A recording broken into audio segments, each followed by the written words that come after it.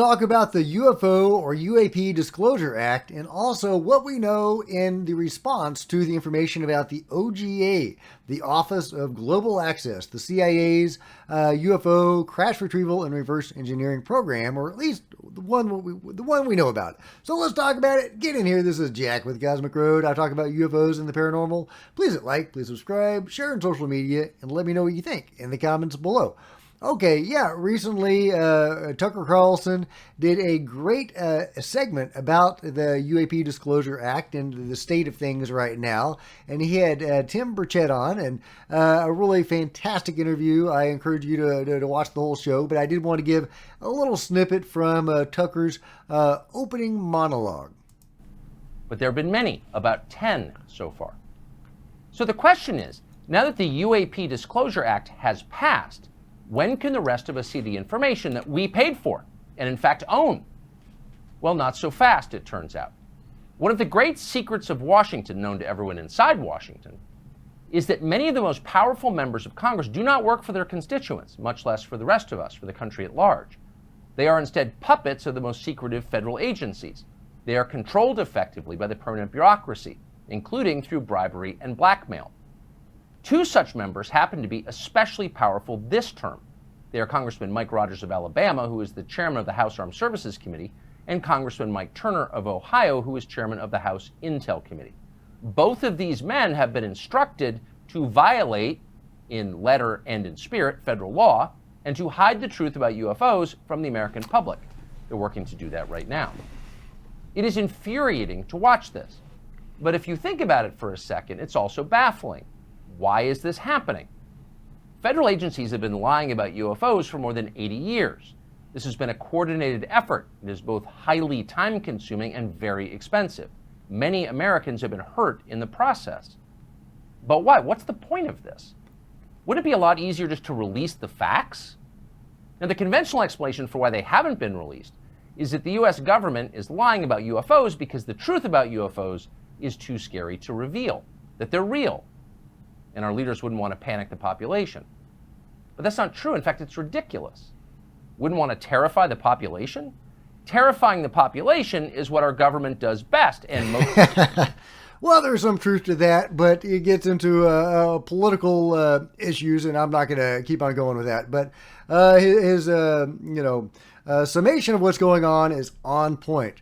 They are blocking information that, we are legally entitled to, as far as I can tell, right?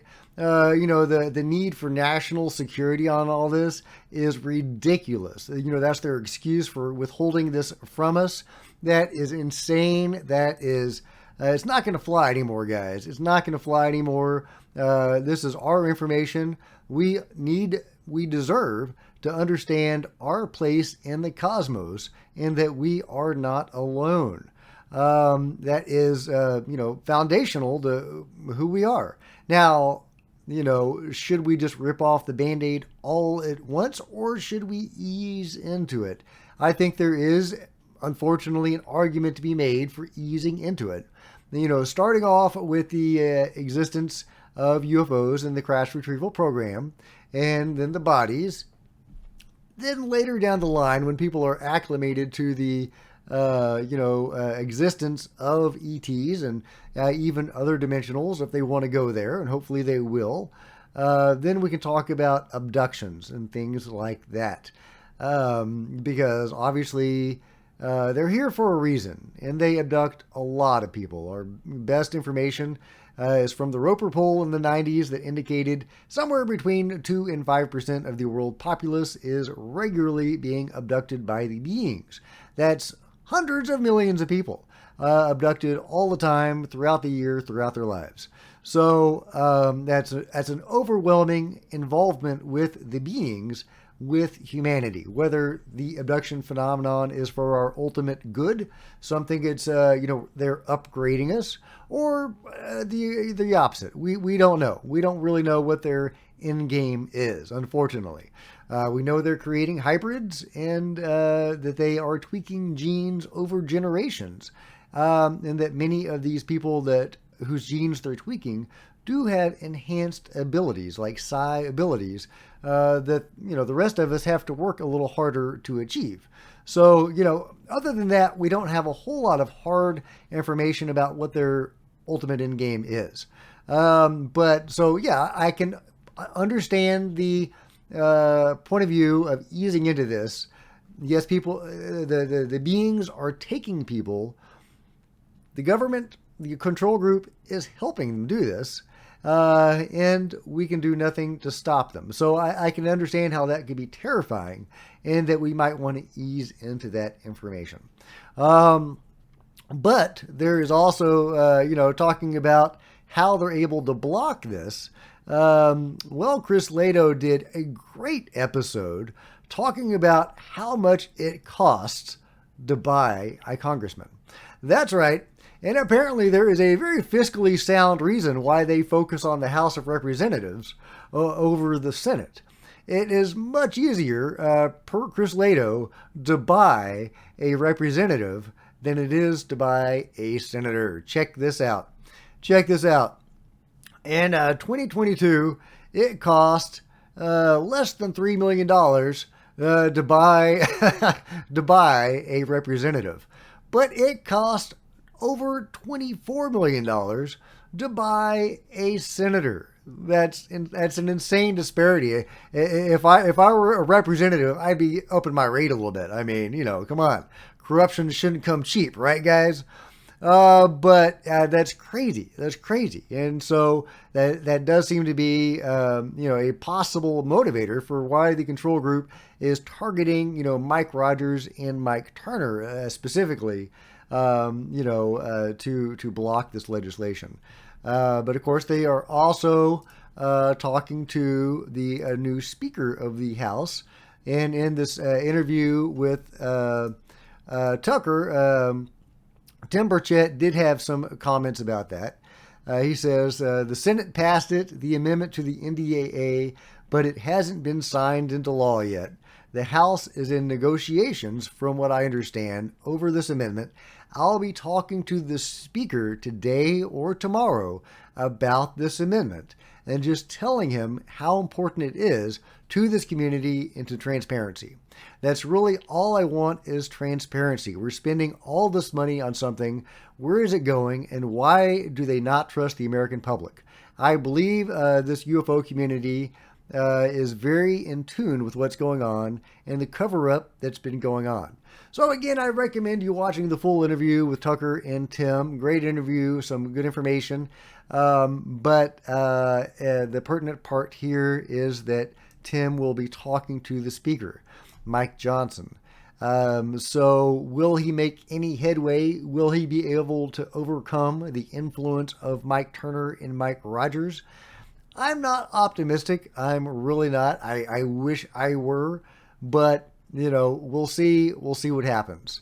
Let's see. Anna Paulina Luna says that there is a press conference Thursday morning in front of the Capitol before votes about the UAPs. We'll announce time shortly. I'm asking all journalists to cover this. They don't get to hide behind the media any longer. Welcome to the 118th Congress. We are the press using Twitter. So there you go. There is going to be a press conference tomorrow, and of course I will be all over that.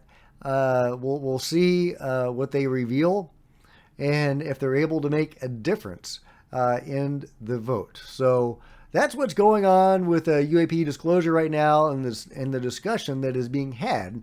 Of course, there's other people saying other things, but that seems to be where we stand.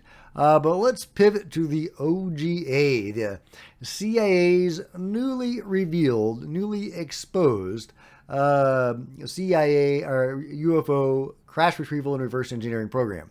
Jared Muskowitz is talking about it. The CIA's secret office has conducted UFO retrieval missions on at least 9 crash sites around the world, whistleblowers reveal.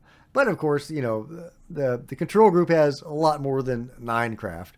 But that is definitely interesting. And I love that people in Congress are talking about this. Claus had an amusing thing to say about it. When he first Googled the Office of Global Access a couple of days ago, it said no results found for Office of Global Access. But then he updated that to, it looks like the results below are changing quickly. If this topic is new, it can sometimes take time for reliable sources to publish information, which of course is a standard BS answer. They don't want to give us the information, right? Social media hides this stuff. You know what I'm talking about. The censorship is real. But he also has this really interesting thing to say about Doug Wolf, who was revealed in that bombshell article. By Matt Wolf and Matt Ford. I got Wolf's on the brain now. By Matt Ford and Chris Sharp and Josh. His last name is escaping me. But yeah, Mr. Douglas Wolf was appointed Associate Deputy Director of the CIA for Science and Technology effective February 2016. And he has a big place in all of this with the OGA. So an important character to keep in mind. Could be an interesting person to follow in the days ahead. Let's see if we can get him on the record saying anything, right? How likely is that? Meanwhile, there was a great interview with Tim Burchett and Ross Coulthart. And Ross Coulthart has some interesting stuff to say about that bombshell article about the OGA. So let's give a listen. Can tell you is the Office of Global Access is the office in the CIA that has been coordinating this. They have been doing crash retrievals for many years. One of the things that I do take issue with in the Daily Mail story today is that they say there's just 9 craft that have been recovered. My understanding is that there are considerably more.